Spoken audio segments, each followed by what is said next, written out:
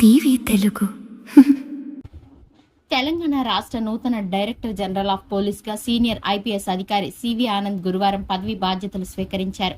లగ్డి కప్పుల్లోని DGP కార్యాలయంలో ఈ కార్యక్రమం అత్యంత వైభవంగా సాంప్రదాయబద్ధంగా జరిగింది. కార్యాలయానికి చేరుకున్న ఆనంద్ గారికి వేద పండితులు పూర్ణ కుంభంతో స్వాగతం పలికారు. వేద మంత్రోచ్చారణలు, పండితుల ఆశీర్వచనాల మధ్య ఆయన బాధ్యతలు చేపట్టారు. అనంతరం పోలీసు అధికారుల నుంచి గౌరవ వందనం స్వీకరించిన సివి ఆనంద్ రాష్ట్రంలో శాంతి భద్రతల పరిరక్షణకు ప్రాధాన్యం ఇస్తామని, ప్రజలకు సత్వర న్యాయం, మెరుగైన సేవలు అందించడమే తమ లక్ష్యమని పేర్కొన్నారు. కార్యక్రమంలో పలువురు సీనియర్ ఐపీఎస్ అధికారులు, పోలీస్ సిబ్బంది పాల్గొని నూతన డీజీపీకి శుభాకాంక్షలు తెలియజేశారు.